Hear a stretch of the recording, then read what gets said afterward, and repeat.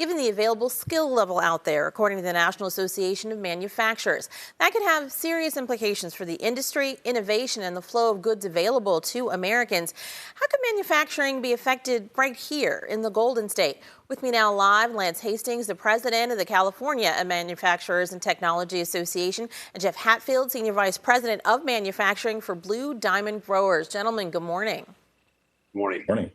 So 600,000 jobs left open due to the skill gap just as of May of this year. Lance, you met with Jay Timmons of the National Manufacturing Association just last week.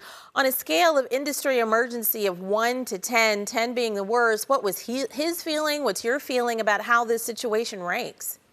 I think we're probably around about a 6, because we've seen this coming along for the last several years, primarily due to retirements of an aging workforce. But the skill gap is really an underpinning of the fact that manufacturing has advanced so far so quickly that is heavy computers, heavy mechanized, and having those skills in place at the workplace is really important right now.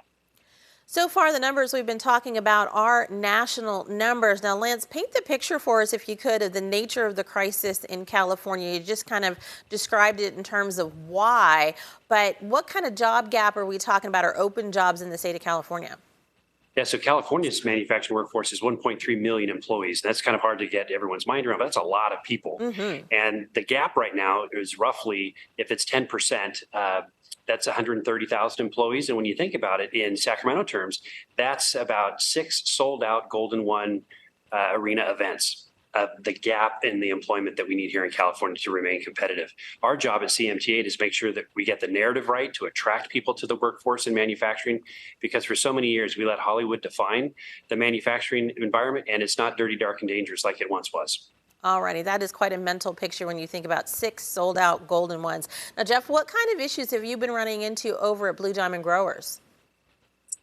Yeah, I think for us, it's, as Lance talked about, preparing for the digital transformation that he referenced and really preparing for that change. And so we've taken a number of initiatives to basically ensure that we have the staffing that we need. So we take advantage of many of our team members help us as one of our key recruiting arms. And we have a number of team members that have been with us for 10, 20, 30, and even 40 years, enjoying a career with Blue Diamond. So they do a great job helping us recruiting. We also have a great story in terms of turnover. We have one of the best turnover rates in manufacturing. So that's certainly been something that's been very helpful for us. I would say beyond that, we're working on a number of initiatives to help upskill our team members. So we've got some grow from within initiatives that we're working on building capability with our team members in terms of mechanical and electrical and controls positions. We partner with Opportunity Stanislaus using their Volt program, which has been very helpful.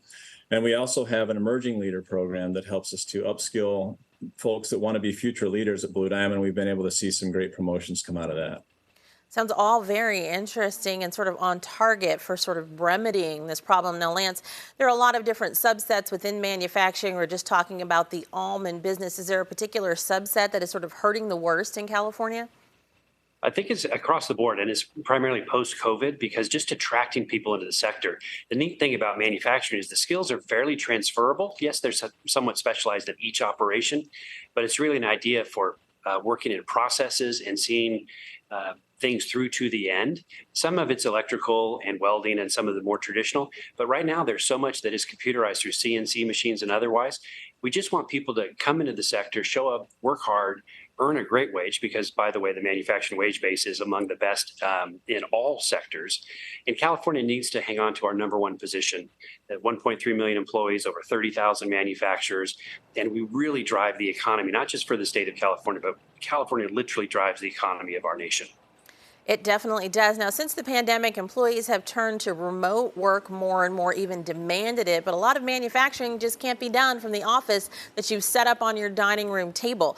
Do either of you feel like that is playing against you for employees who maybe don't have a singular passion for manufacturing, but might have done it, but who really want this remote work life more than a particular career in manufacturing?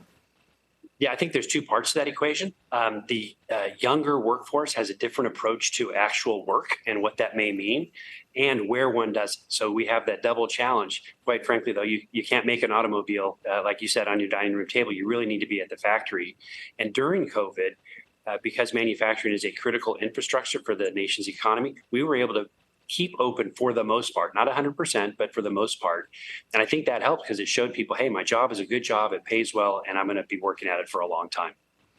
All right, and just Jeff, lastly, if we don't figure this out, thousands of manufacturing jobs that just returned to America in the last year will go back overseas. What do you think that the state or federal government might need to change about its approach to help bolster this sector of our economy? Yeah, I think for one, we appreciate our partnership with CMTA. That it certainly helps us to advocate for policies and regulations that are manufacturing and business friendly. We're working on some initiatives to help give us some credit for new capital equipment and investments like that. We also take advantage of the employment training programs that we have within California that allow us to get some reimbursement for some of our training. And so those steps are going to be critical as we continue to also partner with local colleges and universities and other programs within industry to upskill team members, upskill individuals, and, you know, as Lance mentioned, ensure that manufacturing is seen as a place where someone can really grow their career and have competitive wages and great benefits and enjoy the benefits here in the state of California. Well, it is an important industry for everyone to pay attention to. Gentlemen, thank you so much. We appreciate you. Thank you. Thank you.